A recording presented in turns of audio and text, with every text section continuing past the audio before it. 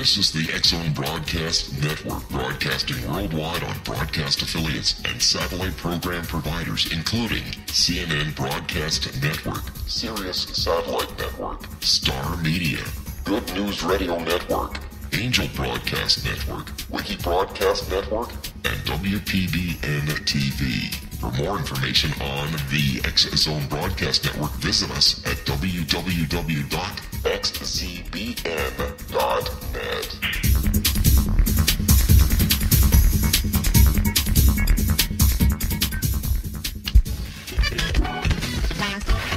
All Hit Radio.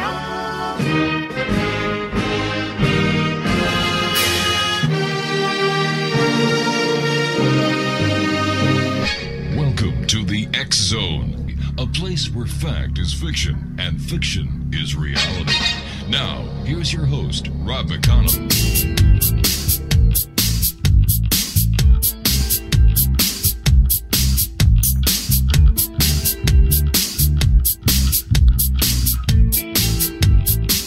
And welcome to the Friday edition of the X-Zone Radio Show with yours truly, Rob McConnell, heard around the world on the Starcom Radio Network. Worldwide toll-free, 1-800-610-7035. My email address is xzone@xzoneradiotv.com. On all major social networking sites, X-Zone Radio TV, and our main website where you can listen to the X-Zone Radio Show 724-365, www.xzoneradiotv.com. We're coming into the month of June, and on June 26, 27, and 28 in Brantford, Ontario, will be the very first Alien Cosmic Expo. It's going to be held in Brantford, like I said, and 24 of the world's leading authorities are going to be there. They're going to be speaking. They're going to be meeting and greeting people. If you've had an experience that you want to share with someone who cares, someone who will believe, someone who will not make fun of you, this is the place to go.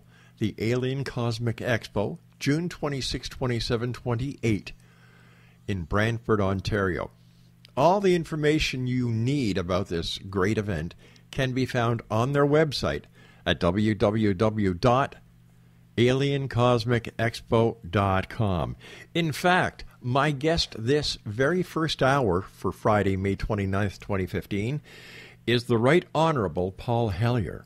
Now, Paul HELLYER is Canada's Senior Privy Councillor. He's been appointed to the cabinet of Prime Minister Louis Saint Laurent in 1957, just 8 years after his first election to the House of Commons in 1949 at the age of 25. He subsequently held senior posts in the government of Lester B. Pearson and Pierre Elliott Trudeau, who defeated him for the Liberal leadership in 1968. Now, the following year, after achieving the rank of senior minister, which was later designated deputy prime minister, Mr. HELLYER resigned from the Trudeau cabinet on a question of principle related to housing. Now, although Mr. HELLYER is best known for the unification of the Canadian Armed Forces and for his 1968 chairmanship of the Task Force on Housing and Urban Development, he has maintained a lifelong interest in macroeconomics. Now, through the years as a journalist and political commentator, he has continued to fight for economic reforms and has written several books on the subject. Undoubtedly a man of many interests, Mr. HELLYER's ideas are not classroom abstractions. He was born and raised on a farm, and his business experience includes manufacturing, retailing, construction, land development, tourism, and publishing. He has also been active in the community affairs in a community, including arts and studied voice at the Royal Conservatory of Music in Toronto. His multifaceted career, in addition to a near lifetime in politics, gives Mr. HELLYER a rare perspective on what goes wrong in the critical fields of both world politics and economics. In recent years, he has become interested in the extraterrestrial presence and their superior technology that we have been emulating. In September 2005, he became the first person of cabinet rank in the G8 group of countries to state unequivocally, listen to this, UFOs are real as the airplanes flying overhead. Mr. HELLYER continues an interest in these areas and provides a bit of basic information about them in his new book. And we're going to be talking to Mr. HELLYER about his new book as he joins us now from Toronto. And Mr. HELLYER, always a pleasure to talk to you, sir. Rob, good to hear your voice again. How are you, sir? It's been a long time since you and I have had the opportunity of talking, but I must say, sir, that I am so glad you're coming to Brantford on June 24, 25, 26, 27, 28, because I will finally have the opportunity of shaking your hand and thanking you for all your wonderful years of service to this great country of ours. Well, interestingly enough, I was born about 15 miles from there. I actually sold fruit on the Brantford Market, which is where the place is that we're going to be meeting. Yes. I understand you have a new book, sir. Yes, it's called The Money Mafia, A World in Crisis. Oh. And I had no intention of writing it because I think we discussed my previous book, Light at the End of the Tunnel. Yes. A Survival Plan for the Human Species.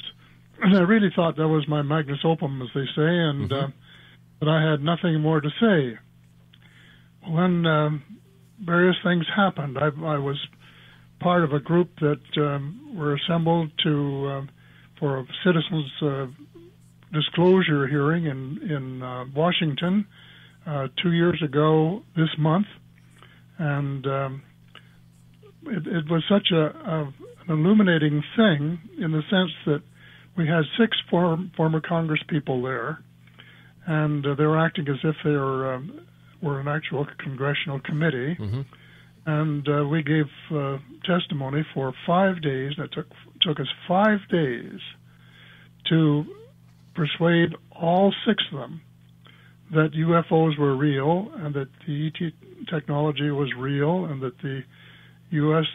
Had been back engineering this technology and that the American people had been paying for it, even though as Congress people they didn't know that they were doing this, and so on. And so I decided that there was such a naivety that it was really alarming, really, such a naivety about what was really going on in the United States and in the world that I just had to dash back and start writing, which is exactly what I did. And it took me a year and a half to complete the new book, The Money Mafia, and to make it available to people who, A, care about the future of the United States and or the world, and B, has an action plan, which, if followed, might change the course of history. The problem is getting anybody to listen, anybody to buy the book, anybody to take the action that it recommends there, and one can only hope, but I have done my best to make it available, and I'm still hoping and doing everything I can to promote not the book necessarily, because I don't make my living from selling books, but to get the ideas out there and hopefully to get enough people interested in what's going on and what they should know that they're willing to take time out and form a huge political movement, just demanding some of the changes that I have recommended and which are necessary for the future of the world. So that's about where I'm coming from at the moment, Rob.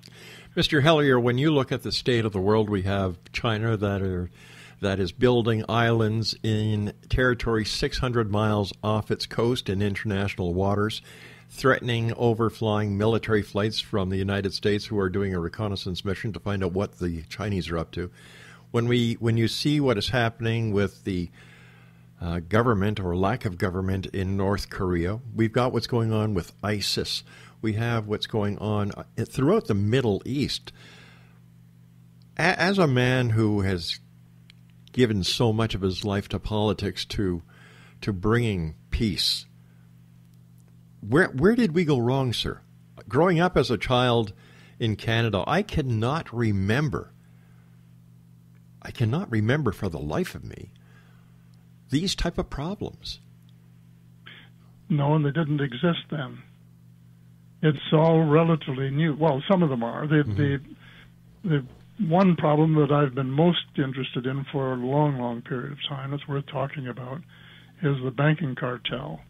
And it's been one of the major problems in the world responsible for the Great Depression of the 1930s and the Great Recession that we're still in now, and the recessions of 1981, 82, and 1991, and more poverty than you can shake a stick at. That's an old problem that's been around for a long while. But what happened after World War II, there was a period, some of us referred to them as the golden years, when the division of income between labor, capital, and government was reasonable. And everybody was reasonably happy, and things were going along just, fine, until, I guess, the very rich decided that labor is getting too much, and the middle class was developing faster than they liked, and so they began a campaign to undo the positive things that were done in the early post-war years, and they've been working at it ever since. And they're really, and this is one of the things I talk about in my book, now they're planning what they call a New World Order, which in effect is nothing more than let's be honest about it, is sort of a fascist state to run the whole world for their benefit. So instead of it being government of, by, and for the people, it's going to be government of, by, and for what I call the cabal, which we can define a little bit more if you wish, and really makes debt slaves of the rest of us. Just two classes of people: the ultra rich and the working poor. And you may have noticed the figure in the paper just a few, I guess it was days ago, or it might have been a couple of weeks ago, where 80 families own 50% of all the wealth in the world. 80 families. The year before, it was 88 families. So you can see that this tremendous concentration of wealth in fewer and fewer hands has been part of the plot all along. It's still going on. And unless it stops, there's going to be terrible, terrible trouble. And I, for one, am dedicated to try and see if we can't change the monetary and banking system and cut the head off the serpent, as I call it, before it's too late. Well, I'll bet you on that list the family name HELLYER isn't there, because I know for a fact the name McConnell isn't there. So is there anything we can do, Mr. HELLYER, to try and balance the two, super rich to super poor? Is there something that we can do to bring both parties on a par level? Well, I don't think on a par level. I don't think that's possible. There's always been rich and less rich, but a little more decency, a little more justice. That's the thing, and fewer than the millions or billions of people now who are really debt slaves and spend all of their lives working in order to pay interest on money that was created out of thin air that they had to borrow from the banking cartel. I don't think most people realize what money is and how important it is to understand it. And that's, of course, one of the reasons I've written several books on the subject. And this latest one is probably the most provocative and probably the easiest to understand of the several that I've written. And that is that most money is just virtual money. We have a handful of change in our pocket, and we may have a few bills in a pocketbook or purse, and that's just for occasions when we have to use cash. But that kind of money, which is known as legal tender, there's only about 2 or 3% of the whole world's money supply that is really legal tender. The rest is just virtual money. It's created out of thin air, and it winds up as bank deposits, which are used as money. And we pretend that they are money because that's the way the powerful people have conditioned us to think. And it's really it's a sad affair. If you want to go back to about 200 or 300 years ago, when King William was fighting the war on the continent and needed more money to improve his navy and so on, he made a deal, because his credit was no good, to get Parliament to approve the Bank of England, give them rights to handle the government's money, and to create money. And what he did, the rich people over there put £1,200,000 in gold and silver in this new bank, which they lent to the government at 8%, which is a pretty high interest rate for a government guaranteed loan. And to show his appreciation, the king said, "Okay, now you may print, print, a similar amount, £1,200,000, and lend it to your rich friends at high interest rates." So in effect, they were allowed to lend the same money twice. Well, then that leverage of 2 to 1, which was really quite generous, very generous, I thought, has increased over the years. In the early years of the 20th century in the U.S., federally incorporated banks had to have a gold reserve of 25%, so they were allowed to lend the same money 4 times. In Canada, when I was young, our banks had to have a cash reserve of 8%, so they were allowed to lend the same money 12.5 times. Well, then in the 1970s, things really began to go all to pot, and our Bank of Canada and others adopted the ideas of Milton Friedman. They called it monetarism, basically a deregulated banking system, and that leverage went up to 20 to 1 or more. And that's the reason I call them the mafia, money mafia, in my book, because what actually happens is that they can invest $5 million and leverage it up to $100 million in bank loans, and wow. which then people have to pay back. And I put it this way: they invest $5 million in what I call blood, sweat, and tears money, sort of real money, and then they create $100 million, which is just computer entries. It doesn't exist. It's just a giant Ponzi scheme, and they create it out of, well, we say out of thin air, but it's just a computer entry, and then the people who borrow that $100 million have to pay it back $100 million in blood, sweat, and tears money plus interest. So we have this incredible system where they're really taking 95% off the top. We have this thing going on in Montreal, and the investigation where it's alleged, at least, that one branch of the Sicilian mafia was taking 2.5% off contracts in the city. Well, 2.5% is a pretty hefty slice for not contributing anything. But when some very small group of very rich people can take 95% off the top, that is insane. That's grand larceny, if there ever was any. And you look at some poor student, for example, that has to borrow $50,000 to finish their education. The bank only needs to put up $2,500 to create $50,000 loan for the student. So $2,500 blood, sweat, and tears money invested. Student has to pay back $50,000 blood, sweat, and tears money plus interest. Now that's the system we've got, and it's got to stop.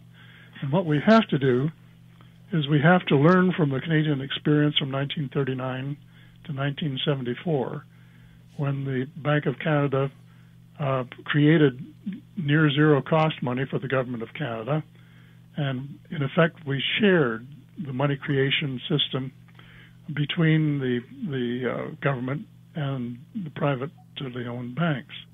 The system worked perfectly, and we have to do something similar to that today to get Canada out of the mess it's in, and not only Canada, but of course the whole world, because the whole system is the same.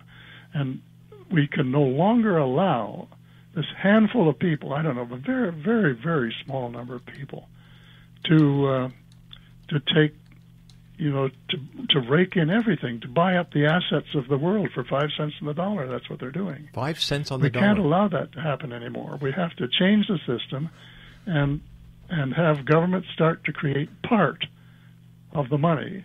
And in my book, I suggest 34%, and use that money to start reducing taxes for the poor, to stimulate the economy and to get it going, and to reduce unemployment, I would say, by half worldwide if we adopted the system universally.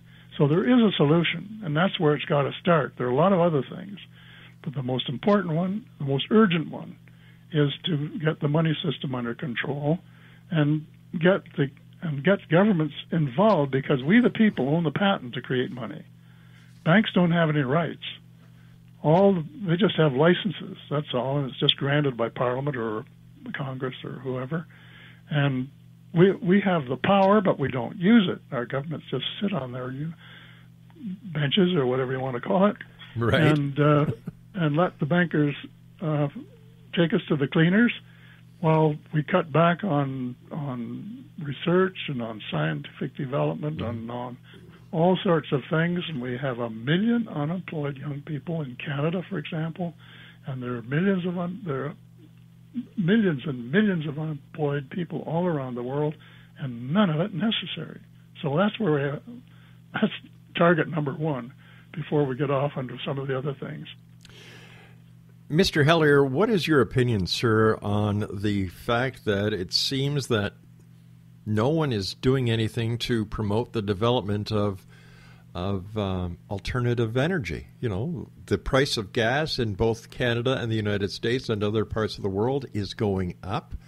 The demand is greater. Mom and dad now have to take on the extra burden of paying extra at the pumps to take the kids to hockey practice, to take the kids to school. It seems like somebody or something is out there saying, you know what, we're just going to keep on milking the fossil fuel industry until there's no more oil anywhere, because if we go to alternative energy, we're going to lose money. Right. You've just posed the perfect follow-on question. You couldn't have picked a better one. And it involves the same thing that I mentioned before, this amorphous group called the cabal. Yes. And I define it as at the apex of the cabal, largely centered in the United States, but it's international in scope. At the apex is the banking cartel. And next to that is the oil cartel. And next to that are the CEOs of the multinational corporations. And next to that are the intelligence agencies, not exclusively American, but predominantly the CIA, the FBI, and the NSA. And then a huge slice of the American military. And they are the people who are really running the United States, have since, the early post-war years. And to a very large extent are running the world more and more all the time, and in the process of kind of taking over control of the whole world. So the problem is, as you have just stated, first of all, there are exotic energies exist. Mm-hmm. Let me backtrack just for a second. I said the money was the most urgent problem. Global warming is the most important problem because we're just ignoring it, and we've only got a few years to do something about it. And so here is a cabal that has the patents on what we call zero-point energy, maybe other forms too. I'm told that the Americans, with the help of their extraterrestrial visitors, have developed both zero-point energy and cold fusion, and there are other possibilities, but zero-point is the one I like best. And all you need is a little box about 2.5 feet square or something like that, to provide all the power you need for your house, or your car, or your truck, or your tractor, your boat, your airplane, or whatever. their factory, and they have that technology. It exists, but they own it, and they are keeping it under wraps. And one can only guess that it's because they have trillions of dollars of assets, oil assets, and they want to cash them in before allowing this other technology to come into the public realm and to take over, which it should. So what they're doing, in effect, they're saying, we don't really care if the world's on fire, if our house is on fire. Let it burn, because we're just going to sit on this technology, and we're going to keep on rolling in the bucks as long as we can until we've cashed in all of our assets. Now, this is really despicable. In my book, I list a whole bunch of headlines of projects that are starting, for more drilling in the Beaufort Sea and off Newfoundland and in the Gulf of Mexico, more fracking, more extensions to the tar sands and so on. Mr. Hillyer, we have to take a commercial break, sir. Please stand by. It's great having you on the show, sir. And once again, from, I'm sure, Canadians from the East Coast to the West Coast, thank you for your service to this great country. We'll be back on the other side of this commercial break with the Right Honourable Paul Hillyer, the former Deputy Prime Minister of Canada, right here on the X-Zone, as we continue from our broadcast centre in Hamilton, Ontario, Canada, and around the world on the Starcom Radio Network. Don't go away.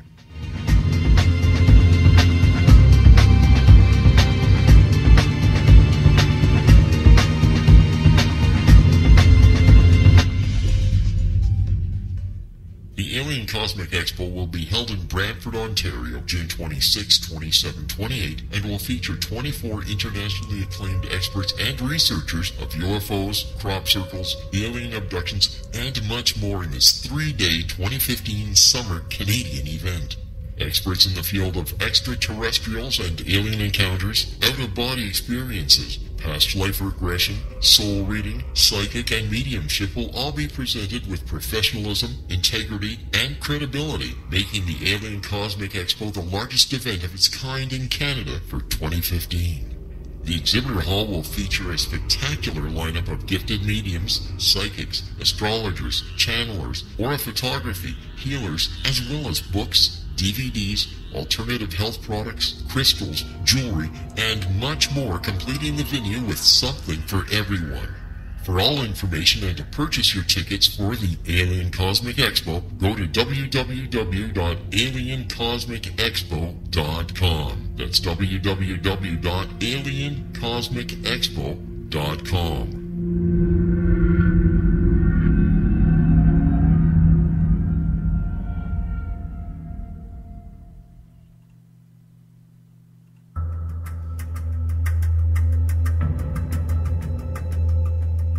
Modern Esoteric, Beyond Our Senses by Brad Olson, consummates the lifology story about where humanity originates.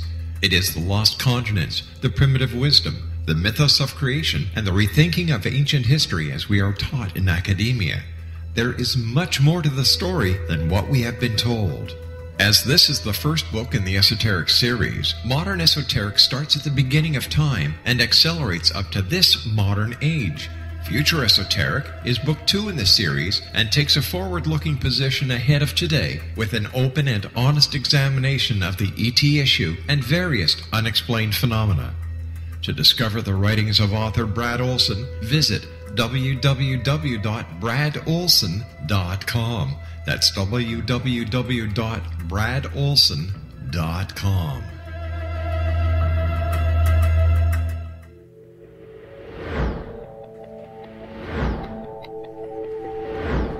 Have you exhausted all traditional means of healing without success?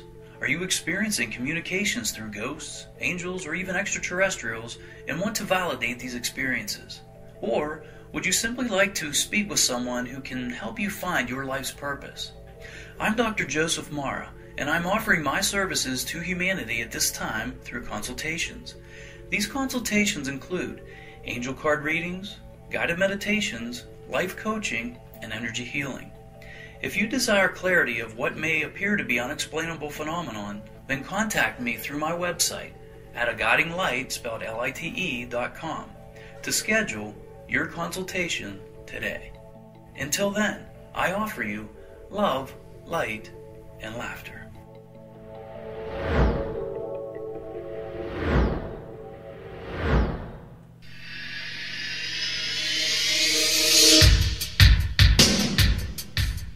My name is Michael Telstar, Canada's leading mentalist from Toronto, Ontario. Hi, my name is Splenda, and you're listening to my dad, Ron McConnell, on the X-Zone. This is Psychic Dorothy from St. Catharines, and you're listening to Rob McConnell. Hello, my name is Holly Reeves, an astrologer from Astro For You, and you're listening to Canada's #1 paranormal radio show, The X-Zone, with Rob McConnell. Welcome to The X-Zone, a place where fact is fiction and fiction is reality. Now, here's your host, Rob McConnell.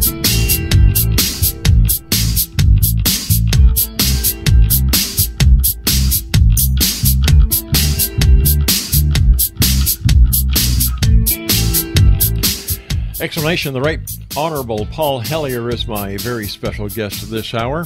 His website is www.paulhellierweb.com. That's PAULHELLYERWEB.com. And Mr. HELLYER, as always, a great pleasure and honor having you on the show, sir. Rob, before you go on, dare I correct you on one thing? Sure. Canadian Privy Councillors are not right honourable. They reserve that for Britain, and I think Australia and New Zealand we're just honorables. All right. I guess I'm old-fashioned, but the Honorable Paul HELLYER. And before, thank you for mentioning my website, paulhellierweb.com, and maybe I could put in a plug for my book and say that anybody, it's available in all the usual places, but anybody who would like a personal salutation and a personal autographed copy can buy it through my website and get the little extra. And that's only a limited time until the end of June. And that's at paulhellierweb.com. Right. All right. Mr. HELLYER, you were Deputy Prime Minister of Canada. You were a minister. You were under Pierre Elliott Trudeau. And, you know, the history is there. You were responsible for the unification of the Canadian Armed Forces. Where did your interest come, sir, when it comes to the UFO question, the extraterrestrial question? Because it seems that you're the only ranking member of any government who's ever come out and said, you know what, they're real. They are real, and more people should know about them. And more people should know more about them, and the government should start telling the truth about them instead of telling constant lies. You know, this how I got involved was really accidental. There was a young chap from Ottawa, bilingual chap, Pierre Junot, and he sent me information on this subject, and I was honest with him. I said, Pierre, I haven't got time to read it. He said, well, just put it on a shelf somewhere, and eventually maybe you'll have time. And he sent me a book called The Day After Roswell by Colonel Corso. Yep. And I said, I thought that looked interesting, so I intended to read it in the summertime when I go to Muskoka and have a holiday, and that's about the only time I have to read. I looked for it in the summer, couldn't find it, so I took The Life of Pi, which I found fascinating. The following year, I was looking for another book and couldn't find it, and there, staring me in the face, was The Day After Roswell. And so I took it and started to read it, and I just wasn't too far into it until I came to the conclusion this is the real thing, because I recognized the names of the generals and of the airfields that Corso mentioned, and they were ones that I remembered from my days in national defense. And curiously enough, my nephew was in the same compound at the time, and he came along and said, what are you reading? And I told him. He said, well, I'm a skeptic. I said, well, it's okay for you to be a skeptic. You're still a free country, more or less. And I underline the more or less. So he went home, and a couple of days later, he said, I phoned the general, and the general said, every word is true and more. Where can I get a copy? And by then I had finished the book. And curiously enough, a couple of Canadian ufologists, Victor Vigiani and Mike Bird, had invited me to speak at the University of Toronto in September. And I had absolutely no intention of accepting. But I must admit that sometimes I procrastinate, and I just hadn't got around to telling them. So after I finished the book, I said to myself, there are huge issues here, huge issues. I mean, the possibility of the United States Air Force, getting us into an intergalactic war or whatever. And the American people who are most directly concerned have the right to know about it. They've been picking up the tab. And they should have the information of what's going on in their own country.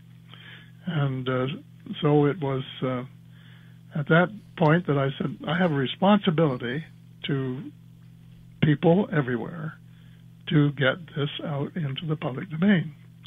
So before I decided to go public, I had to do two things.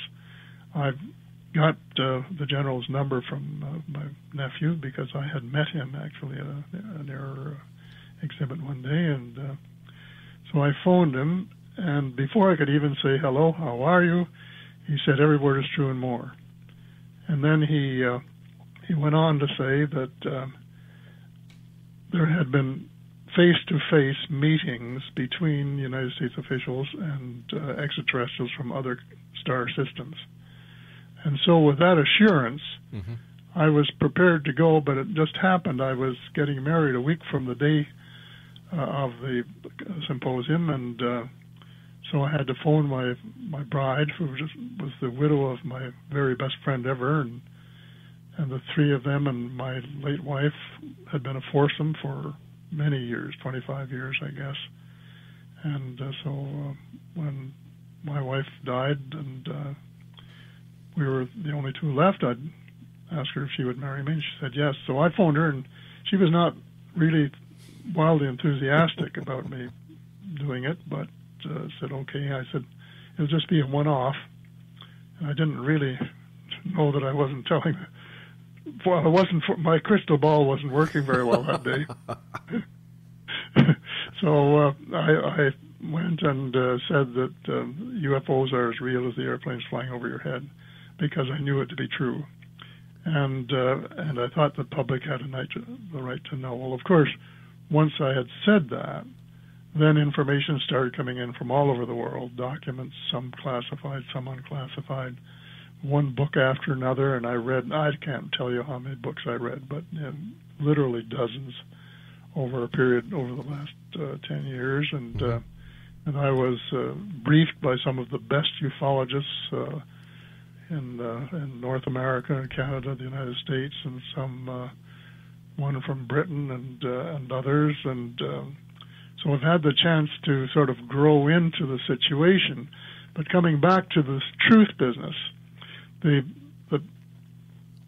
extraterrestrial, the UFOs have been coming to Earth for thousands of years, and that is perfectly clear to me now, and especially, there are biblical references that can only be explained that way, and there are other things that I could explain that indicate beyond question that they've been coming for thousands of years, but they haven't had a heavy traffic until just after the first atomic bomb was put off at White Sands in the U.S., and all of a sudden they started taking an interest in what we were doing down here. And I've personified it like they have come to the conclusion that the children, that's us, are playing with matches.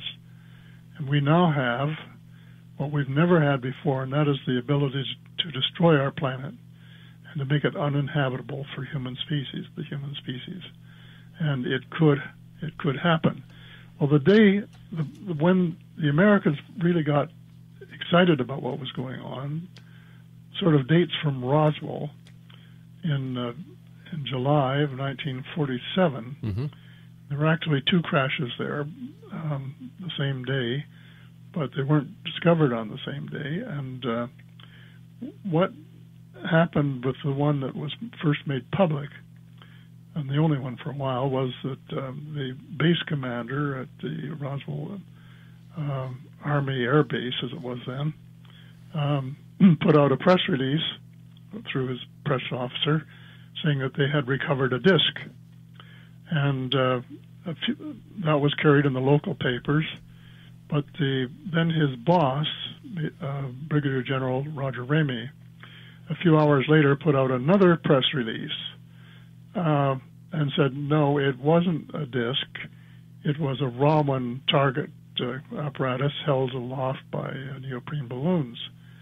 And this was the story that was carried in the Eastern press, the New York Times and the major papers in the East. And of course, the first one that was put out was the truth. The second one was an absolute lie. And the United States government has not told the truth at any time those 68 years from then until now. And they're still not.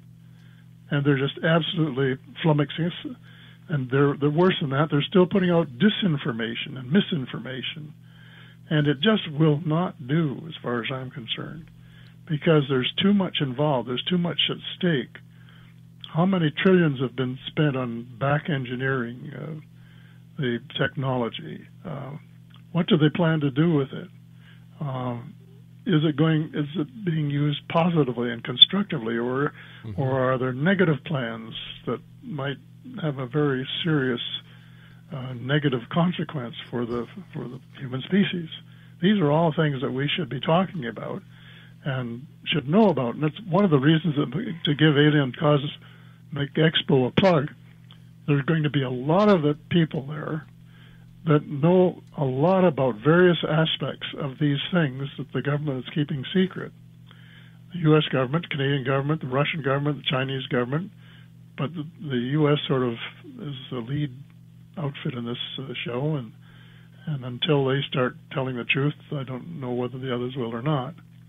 But somebody has got to prod them to the point where they start telling the truth, because time is running out, and there's so many things happening, and you can't cover them in an hour show. You couldn't cover them in 10-hour shows, but there are so many things happening, and fortunately we're going to have a lot of experts there who will each one cover a little bit of the puzzle. And if you want to find out for yourself and become one of the people that's in the loop and knows what's going on, instead of just imagining or going strictly on science fiction, come to the show and listen to the people that are speaking there, because it takes time. Going 2 years ago this month, I was part of the Citizens Disclosure hearing in Washington, where Steve Bassett put together a panel of 6 former Congress people, all of whom were skeptics. And they came and acted like they were a congressional panel, and Steve had 44 witnesses who all gave testimony under oath, just as if they were talking to a genuine congressional committee. It took us 5 days to convince the last skeptic, and it just goes to show you how deep the naivety is, which, going back to my book again, was one of the reasons that I said, somebody has got to get some of this stuff in the public domain.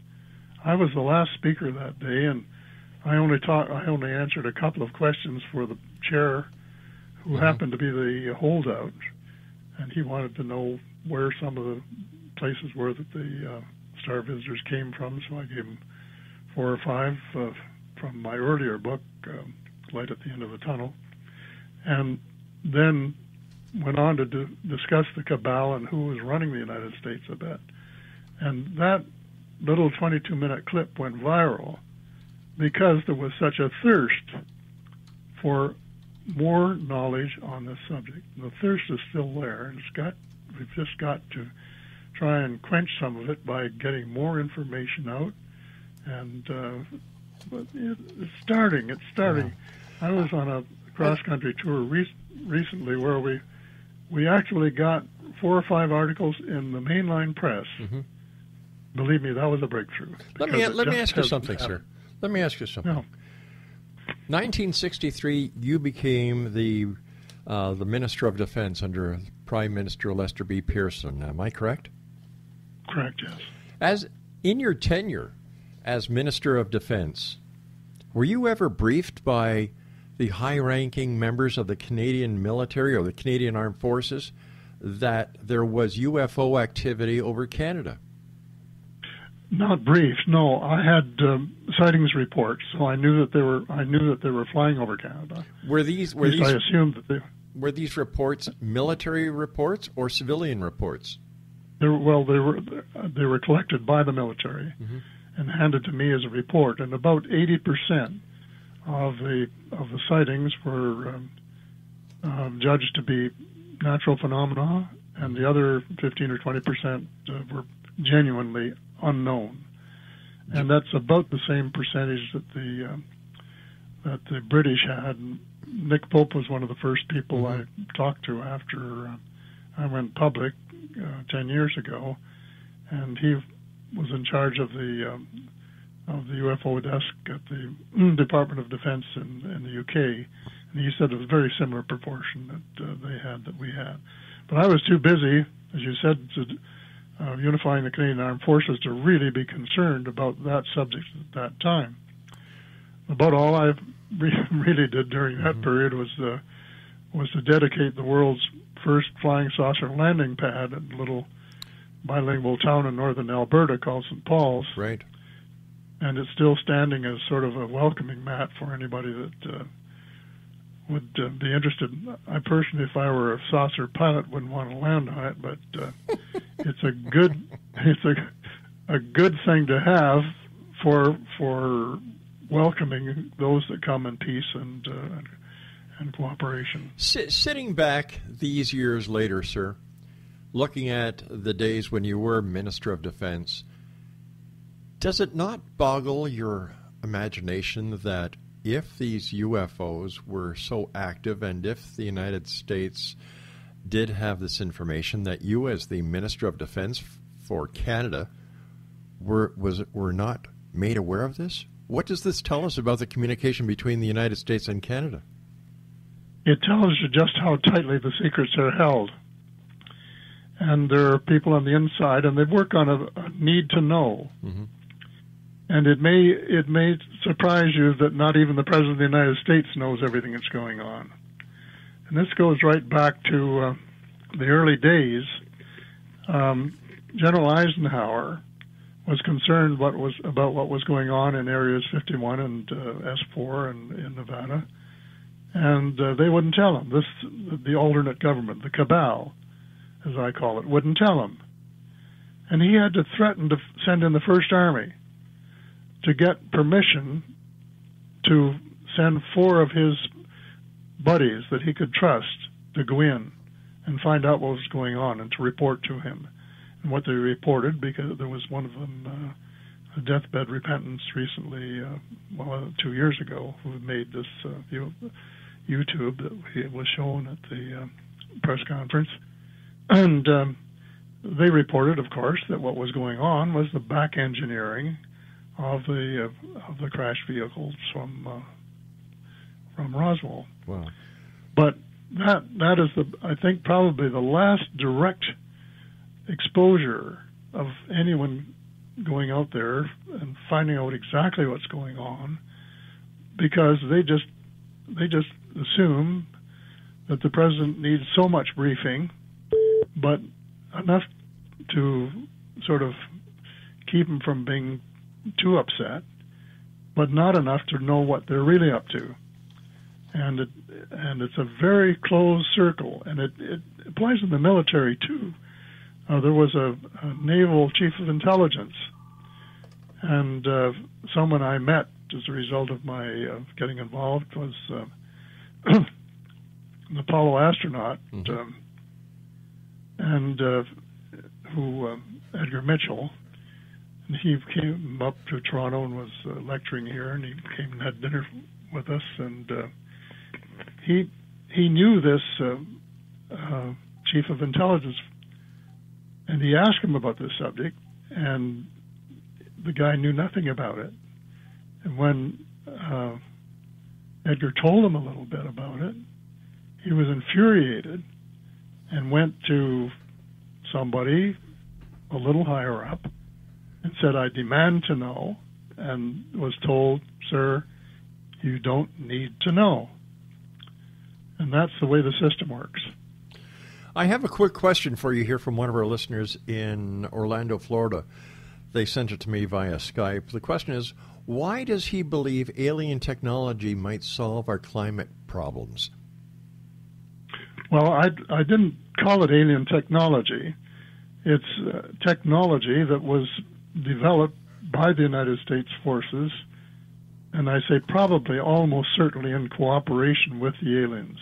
Gotcha. And they had zero-point energy under control years ago. There was an exchange trip between U.S. astronauts and one of the species. And when the Americans landed on this planet... we're talking about the planet Serpo, right? Correct, yes. When they landed on Serpo, they found all they had to do was to plug into this little box and get all of the power they needed. And that was, as you know, years and years ago. And Dr. Michael Wolff also said in a radio broadcast, 15 years ago, something like that, that the Americans, in conjunction with their friends, star visitors, had developed both zero-point energy and cold fusion. So that we know that the technology exists. We also know that a number of people have tried to make it available to the public, and nearly all of them have had accidents of one kind or another. They have had their labs wrecked or their equipment taken away. Something not good has happened to them, and so the whole group that is most interested in alternative energies, new energies, has been intimidated considerably by the fact that the cabal just doesn't want that technology to be in the public domain at this time, and will go to quite extreme measures to make sure that anybody that tries to violate that taboo has second sober thoughts. Mr. Hellyer, as always, whenever you're with us, time goes by so fast. I do want to thank you ever so much for joining us, sir, and I look forward to shaking your hand and thanking you in person for all your years helping this great big country of ours go forward. Well, I'm looking forward to meeting you and listening to colleagues who are equally interested as we are, and so it's going to be a great event. And like just one last reminder to people, if you want an autographed copy of either Light at the End of the Tunnel or Money Mafia, paulhellyer.web.com. I'll give it my best shake and get it out to you. Mr. Hellyer, thank you, sir. Have a wonderful day. Thank you, and you too, Rob. Good to talk to you. Nice talking to you, sir. Bye-bye. Exo Nation, the Honorable Paul Hellyer has been our guest this hour. And if you'd like to get a copy of his book, autographed, that is, www.paulhellyerweb.com. And Mr. Hellyer is going to be one of the speakers at the Alien Cosmic Expo, June 26, 27, 28, in Brantford, Ontario. For all the information on the Alien Cosmic Expo, visit their website at www.aliencosmicexpo.com. I'll be back on the other side of the top of the hour as we continue here in the X Zone from our broadcast center in Hamilton, Ontario, Canada, right here on the Starcom Radio Network. My name is Rob McConnell. This is X Zone. Don't go away.